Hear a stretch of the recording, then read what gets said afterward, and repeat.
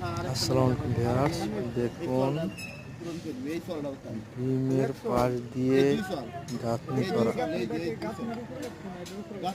ভীমের পাশ দিয়ে গাঁথনি করলে আপনারা ভীম ঢালাই দিতে সুবিধা হবে। এছাড়া দেখুন আমাদের কলামের সাইজ অনেক বড় এবং দেখুন এখানে আপনাদের দেখানো হচ্ছে কলামের কিকার।